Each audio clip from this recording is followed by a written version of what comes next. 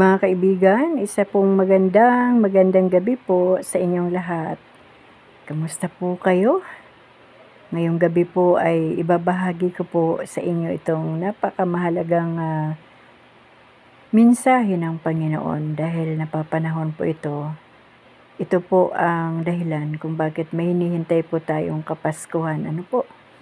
Kaya sa gabay at patnubay ng ating Panginoon at sa kapangyarihan ng banal na Espiritu Santo, tayo po ay sama-sama na magbukas ng Biblia at basahin po natin itong salita ng Diyos. Buksan po natin ating mga Biblia sa Mateo chapter 18 to 25 po ito. Chapter 1, verse 18 to 25. Ayan. Ang title po nito, ang pagkapanganak kay Hesukristo. Ganito ang pagkapanganak kay Hesukristo.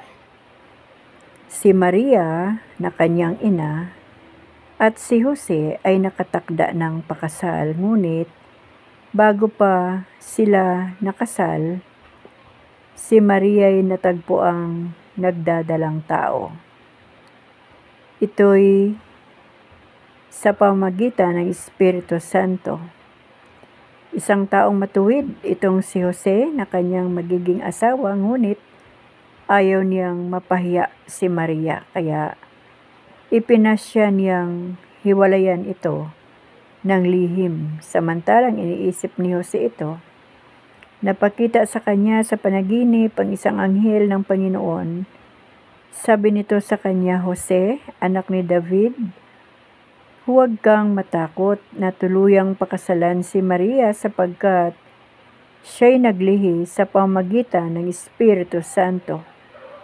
Manganganak siya ng isang lalaki at ito'y panganganlan mong Jesus sapagkat siya ang magliligtas sa kanyang bayan sa kanilang mga kasalanan. Nangyari ang lahat ng ito upang matupad ang sinabi ng Panginoon sa pamagitan ng propeta. Maglilihi ang isang dalaga at manganganak ng isang lalaki.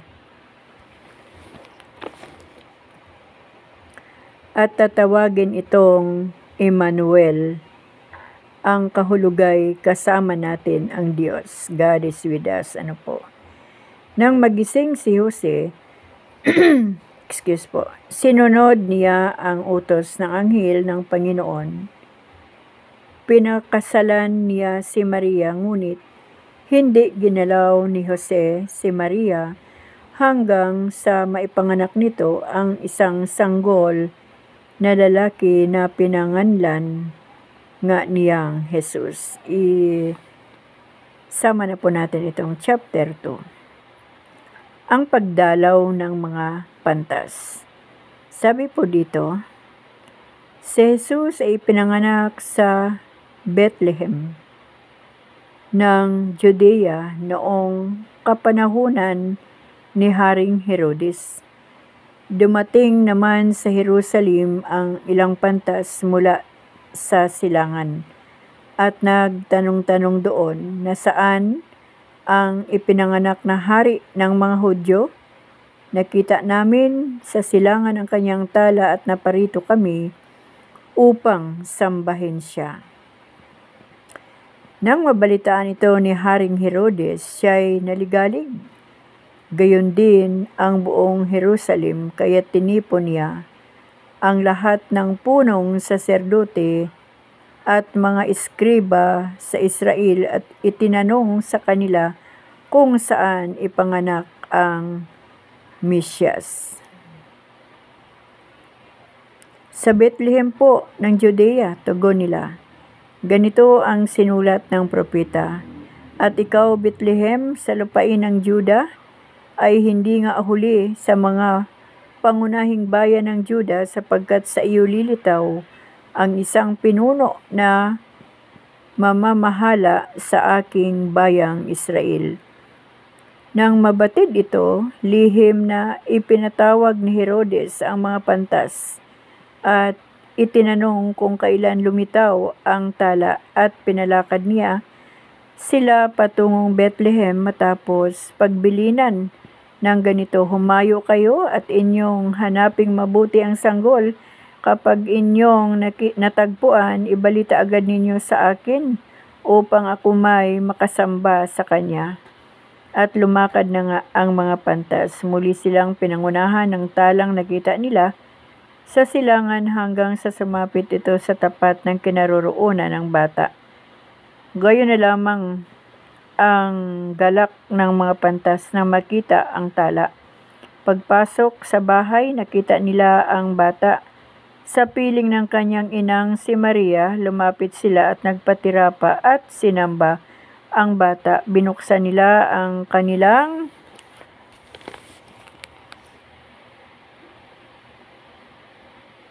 mga sisidlan at inihandog sa kanya ang dala nilang ginto, kamanyang at mera.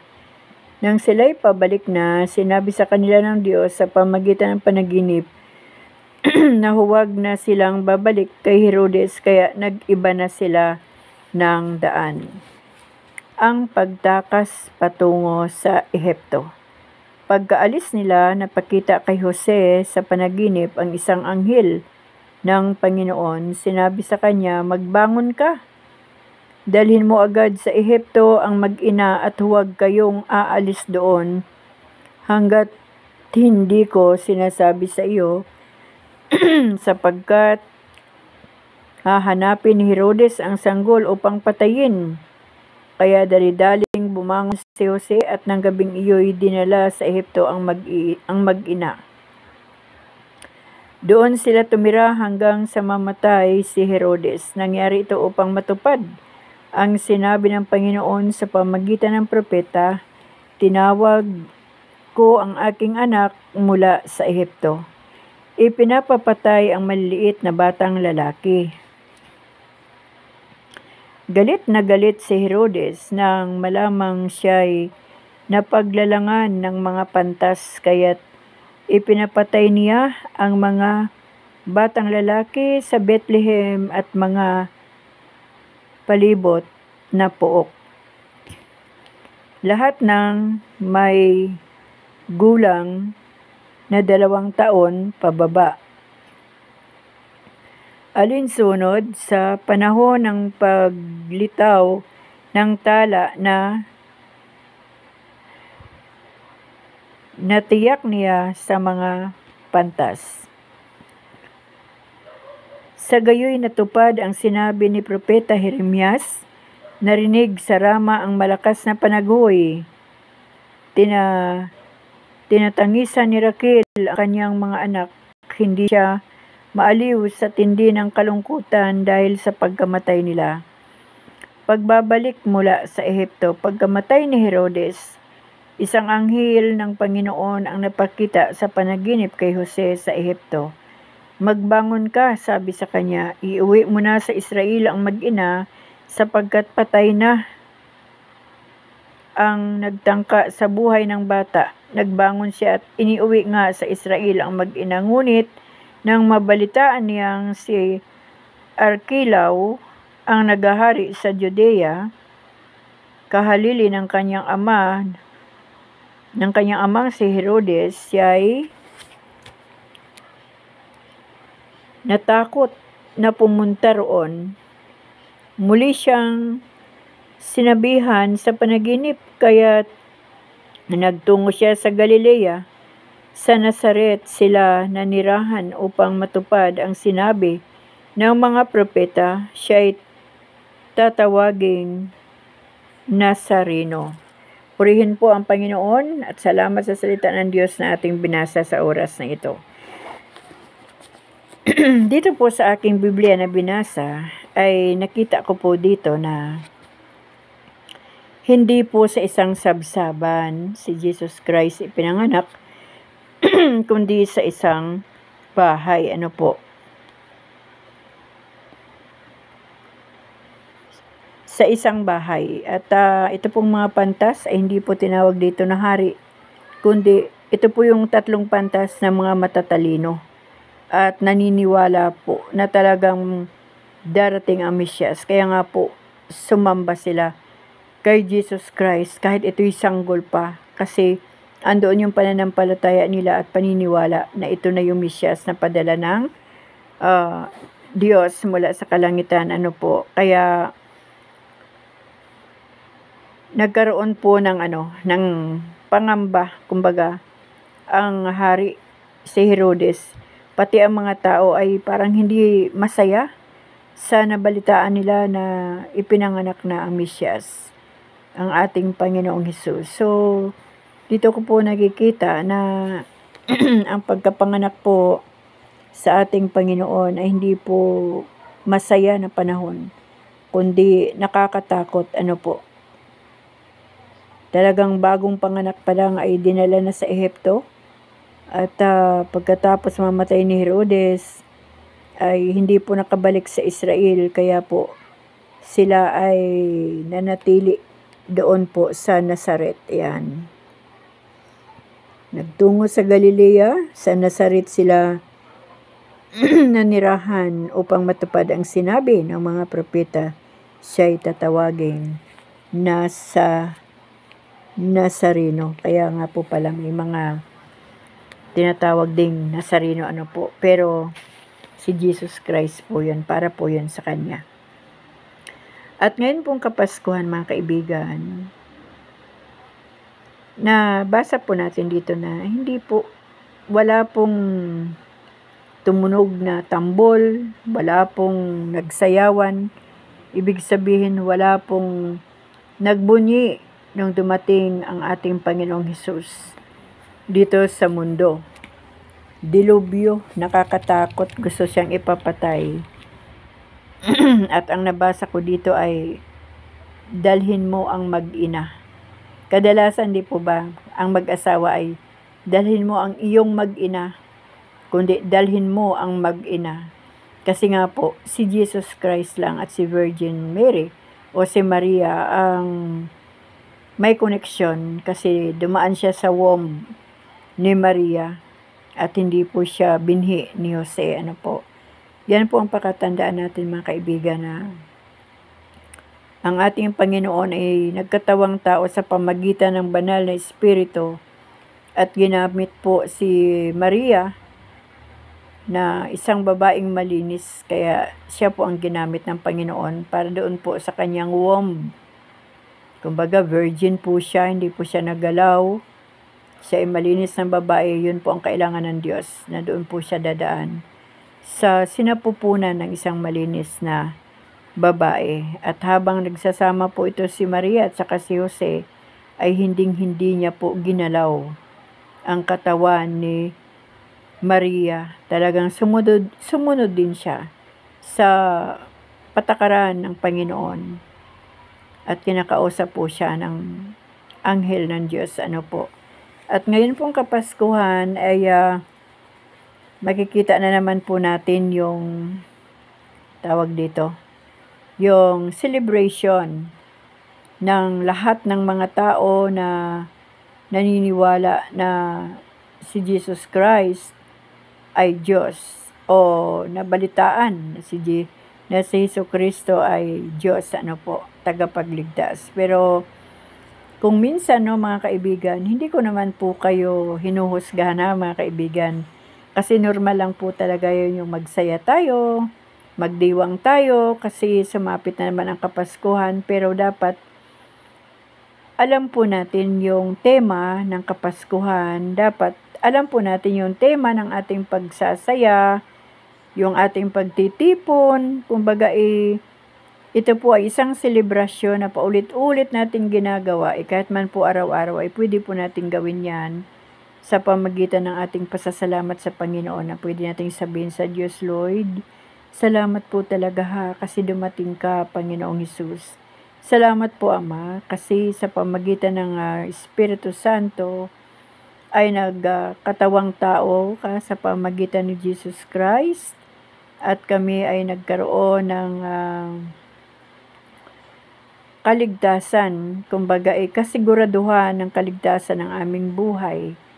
Araw-araw po pwede po nating pasalamatan ang Panginoon sa kanyang pagparito dito sa lupa. Dahil hindi po madali yung naranasan ng ating Diyos. Doon pa nga lang po sa bagong panganak ay pinagpaplanuhan na siyang patayin. Siyempre po, hindi pumayag ang ating Diyos Ama sa langit kasi hindi pa po napapanahon na mamatay ang ating Panginoon. Kaya tumagal pa po ng 30 years plus ang buhay ng ating Panginoong Hesus dito sa lupa. Nagpakilala siya, nagpakita ng mga himala, gumawa ng mga dakilang bagay, ang mga patay ay kanyang binuhay. Lahat ng mga may sakit na lumalapit sa kanya at naniniwala na siya ay may kakayanang magpagaling, ay pinagaling ng Panginoon. Ang mga bulag ay muling nakakita, ang mga pilay ay nakalakad. Marami pong himala, kahit man po yung tubig sa tapayan na bagong sandok o bagong lagay doon sa tapayan ay ginawa niyang pinakamasarap na alak doon sa panahon ng kasalan. Marami po siyang pinalayas ng mga demonyo at pinapunta niya sa katawan ng mga baboy. Kung ano po na mga himala at mga dakilang bagay, kababalaghan ang ginawa ng ating Panginoon dito sa lupa. Nasa pamagitan ng ginawa niyang yon ay doon na po siya nagpapakilala na siya ang Diyos na makapangyarihan. At kahit siya man ay makapangyarihan, hindi pa rin niya pwedeng gamitin ang kanyang kapangyarihan para patayin yung mga tao na humagupit sa kanya, pumalo sa kanya, lumura sa kanya, yung mga taong humila ng kanyang balbas, yung mga taong nagpainom sa kanya ng mapait na suka, yung mga taong naglagay ng tinik sa kanyang ulo, mga tao na nagpako ng kanyang kamay at paa. Na kumbaga sila yun ang dahilan, kasama na tayo kung bakit ang ating Panginoong Hesus ay pumarito sa lupa. Kasi kailangan niyang mag-alay ng kanyang buhay, mabayubay sa krus ng Kalbaryo para po tayo ay iligtas mula sa kasalanan.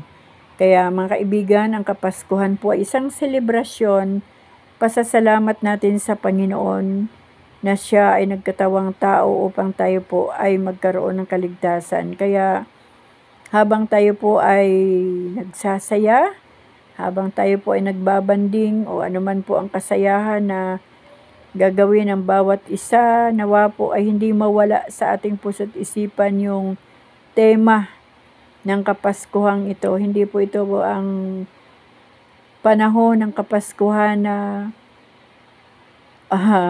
to the max yan, to the highest level ng pagsasayang ating gagawin na hindi po naka-tune in sa Panginoon ang ating puso't isipan. Hindi po masama ang magsaya, mag-celebrate ng Kapaskuhan, pero ilagay po natin sa tama na ang lahat ay maialay sa Diyos, ang papuri, ang karangalan at pasasalamat, at siya lamang ang maitanghal at maitaas sa mga buhay natin habang tayo ay nasa kasayahan o kasiyahan. Kasi may mga tao po na lumalagpas doon sa libil. Yung sobrang saya hindi na po ang Diyos ang napaparangalan, kundi ang mga dyablo na. Pasensya na kayo mga kaibigan kasi yun po ang kailangan nating malaman, na ang araw ng Kapaskuhan ay hindi po araw para gumawa ng karumal-dumal o kahalayan. Hindi po ito panahon ng pag-iinuman, hindi po ito ang panahon ng paglalasing ng halos mawala na sa sarili, at hindi po ito panahon ng pagsasaya na parang nawawala na sa sarili, kundi ito po ang Kapaskuhan ay isang panahon na magbalik tanaw tayo sa simula kung paano dumating ang ating tagapagligtas sa mundong ito. Huwag po nating gawin yung mga bagay na ikakapahamak natin, kasi mismo ang salita ng Diyos Yung binasa ko po doon sa Deuteronomy chapter 32, yung ang awit ni Moises, ay yan din po ang nangyayari sa buhay natin ngayon. Huwag po tayong lumagpas sa kalooban ng Diyos at sa katuwiran ng Panginoon. Pwede po tayong magsaya, magbunyi, mag-celebrate dahil ang Panginoong Hesus ay dumating, nagkatawang tao para tayo iligtas. Huwag po tayong lumagpas sa bahaging iyon para hindi po natin maibigay ang pagsamba sa dyablo dahil yung walang taros na kasiyahan at wala na sa tema ng tunay na anak ng Diyos at tamang relasyon, tamang pananampalataya sa Diyos, ito po ay hindi na magiging kalugod-lugod sa Panginoon. Kaya sa bawat pagsasaya po natin mga kaibigan, kunyari man ito reunion ng pamilya, reunion ng angkan, reunion ng mga bats o ano pa man na klaseng pagsasaya, pangunahan po natin lagi ng opening prayer para yung mga makakasama sa kasiyahan ay makarinig sila ng panalangin ng isang anak ng Diyos na iba pala kapag meron ng mga kaklase o kapamilya na anak ng Diyos dahil bago pa man magsimula ang kasiyahan ay meron ng opening prayer at paalala na ng Diyos sa bawat isa, At gawin po natin ang tama, yung magbibigay talaga ng karangalan sa Panginoon at magbibigay ng ngiti sa puso ng ating Diyos. Kaya gawin po natin ng tama ang ating pag-celebrate ng Kapaskuhan at ito rin po ang panahon ng pagbibigayan, panahon ng pagpapatawaran. Bakit kailangan magbigayan? Kasi napaka-gandang ehemplo ang ating Diyos sa kanyang ginawa. Ibig sabihin, ang ating ang ating Diyos Ama sa langit ay hindi po ipinagkait ang kanyang bugtong na anak upang tayo ay hindi maligtas, kundi inalay, nirigalo niya sa buhay nating lahat ang Panginoong Hesus para po tayo ay maligtas. So, kung yung buhay ng Panginoon ay inalay niya sa atin, nirigalo niya sa ating lahat na mga anak ng Diyos, bakit hindi natin kayang ibigay naman sa Diyos yung para sa Kanya? At pagpalain din natin ang mga tao sa ating paligid, kung may mga mag-anak man, lalo na yung mga needy, at kung may kakayahan lang din naman ang buhay ng bawat isa, ay gamitin po natin ito para maipadama yung pag-ibig ng Diyos sa ating mga kamag-anak, kaibigan, kapitbahay, kakilala, mga kabats, lahat na ng letter K, kahit yung nang-aaway sa atin, ipadama po natin yung pag-ibig ng Diyos sa kanila. So yun lang mga kaibigan, ang araw ng Pasko ay araw ng celebration ng kaligtasan ng ating mga buhay dahil dumating at nagkatawang tao ang ating Panginoon. Dahil gayon na lamang ang pag-ibig ng Diyos sa ating lahat. At yan po ay nakasulat sa John 3:16. At sana ay malaman talaga natin yung dahilan ng Diyos kung bakit siya nagkatawang tao. Para kanino? Para po sa ating lahat. At basahin po natin itong John 3:16 upang maunawaan po natin ang dahilan kung bakit si Jesus Christ ay dumating dito po sa mundo. Sabi po dito sa John 3:16, Tagalog Bible, gayon na lamang ang pag-ibig ng Diyos sa sanlibutan, kaya ibinigay niya ang kanyang bugtong na anak upang ang sumampalataya sa kanya ay hindi mapahamak kundi magkaroon ng buhay na walang hanggan. Ayan. Purihin po ang Panginoon sa kanyang salita na ating binasa. Ito po yung pinakamagandang dahilan ng Diyos kung bakit siya pumarito dito sa mundo, kung bakit siya nagkatawang tao, upang ang sumampalataya sa kanya ay hindi mapahamak kundi magkaroon ng buhay na walang hanggan. So, ibig sabihin, tayong mga tao, meron tayong gagawin. Hindi lamang tayo magbubunyi, ay, dumating na ang Panginoon. Meron nang dumating na tagapagligtas. Pero ang tanong, paano tayo maliligtas kung hindi naman tayo sumasampalataya sa Diyos? So, ibig sabihin, sa pagparito ng ating Panginoon, ay kailangan po nating sumampalataya sa Kanya upang tayo ay hindi mapahamak, kundi magkaroon ng buhay na walang hanggan. O ayan mga kaibigan, no? Yan po ang pinakamahalaga na tema ng Diyos kung bakit siya pumarito sa mundo upang tayo pong lahat ay magkaroon ng kaligtasan. Hindi po yung para lang tayo ay magbunyi, hindi lang tayo magsasaya, mag-inuman, mag-awitan ng mga awitan na usong-uso sa sanlibutan, kundi mayroon po tayong gagawin na mahalaga. Kailangan po nating sumampalataya sa Diyos. Paano po kaya tayo makakasampalataya sa Diyos? Paano? Sabi ko nga po doon sa aking sinabi kanina na sa Bible reading yata yun na isuko natin ang ating mga buhay sa Panginoon. Pagsisihan natin ang ating mga kasalanan. Tanggapin natin ang Panginoong Hesus bilang ating Panginoon, Diyos at tagapagligtas ng ating mga buhay. At sumampalataya tayo, tanggapin natin siya bilang ating Diyos, Panginoon at tagapagligtas. At kapag nakita ng Diyos na totoo yung ating pagsuko ng ating buhay sa Kanya, kapag nakita ng Diyos na talagang gusto nating sumampalataya sa Kanya, doon naman gagawin ng Diyos yung Kanyang nais gawin. Tayo po ay Kanyang patatawarin, tayo po ay Kanyang tatanggapin. Hindi na parang isang kaaway kundi isang anak ng Diyos, kaibigan ng Diyos, ayan, kapamilya ng Diyos.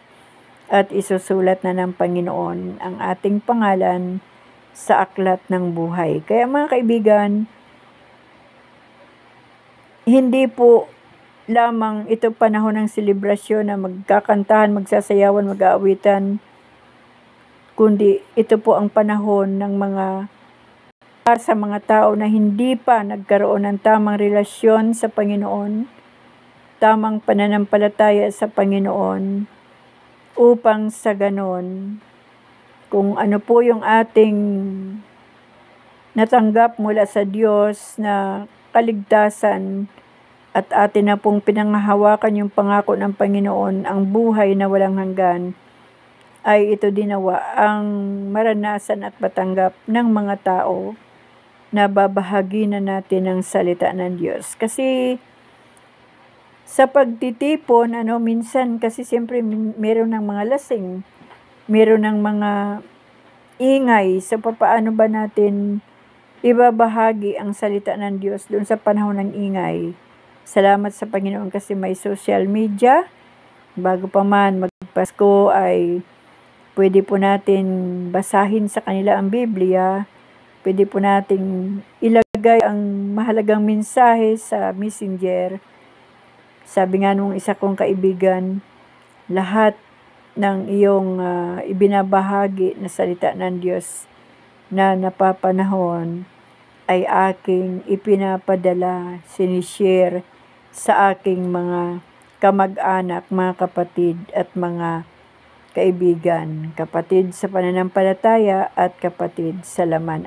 Kasi pansin nyo rin ba na kahit mga mananampalataya na ng mga tao ay talagang kumbaga nadadala sa indak ng panahon at hindi na naiisip yung tama na pag-celebrate ng araw ng Kapaskuhan. Ano po?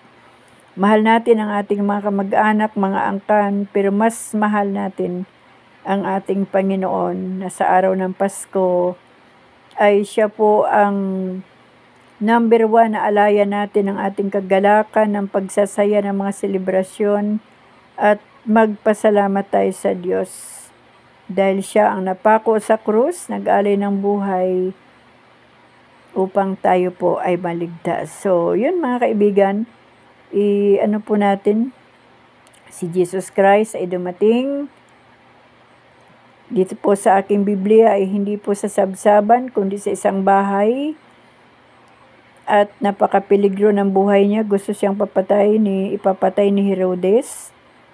Sinamba siya ng 3 pantas ng mga matatalino ng mga tao. Si Jesus Christ kahit sanggol pa lang ay sinamba ng mga pantas. Hindi po si Jose o si Maria ang sinamba ng 3 pantas, kundi ang Panginoong Hesus. Kahit siya ay sanggol pa at medyo nandaya si Herodes, sabi niya, sige, paalam mo sa akin at gusto ko ring sumamba. Pero ang katotohanan, gusto niyang ipapatay ang mga panganay na lalaki para mapatay niya doon si Jesus Christ. Ngunit salamat sa Panginoon dahil hindi pa yun ang panahon para mamatay ang ating Panginoon. Marami pa siyang babatahin na hirap. Kaya, kumbaga, ang pagdating ni Jesus Christ ay hindi panahon ng kasayahan, kundi dilubyo. Kaya, salamat sa mga anghel, at nadala ni Jose at Maria sa Ehipto ang sanggol na si Jesus Christ. Tapos, nung namatay na nga si Herodes, ang humalili sa kanya ay ang kanyang anak. Kaya, imbis na pumunta o mag-stay ng matagal sa Israel, ang tatlo, si Jesus Christ, si Jose at si Maria, sila po ay napunta ng Nazaret. Yun po. Kaya mga kaibigan, wala po tayo nakita dito na nagsayawan dahil dumating ang Mesyas, kundi nabagabag ang mga tao sa nabalitaan na dumating na ang Mesyas. Pero tayo ngayon, nagagalak tayo tuwing araw ng Kapaskuhan dahil alam natin na may ginawa na ang Diyos sa buhay natin. Pero sa nabasa natin ng mga kaibigan, wala talaga tayo nabasa dito na 25 o December 25, yan na lang ang nakaugalian ng mga tao. Kaya ayon na lang tayo kung ano man ang petsang yan. Hindi na po yan pinagtatalunan. So yun, maraming salamat po sa ating Panginoon sa gabing ito. Kasi natapos po yung sharing time natin na tahimik. Tapos na po yung mga nangaruling at salamat po talaga sa Panginoon sa katahimikan ng oras na ito habang nagbabahagi po tayo ng kwento ng ating Panginoon sa pamagitan ng kanyang salita. Kaya sa Diyos po ang parangal, sa ating Diyos ang papuri, ang lahat ng pasasalamat, ang kaluwalhatian, kadakilaan, kabanalan, at kapangyarihan. At ito po ang ating samot dalangin sa pangalan ng ating Panginoong Hesus. Amen. Magandang gabi po muli sa inyong lahat.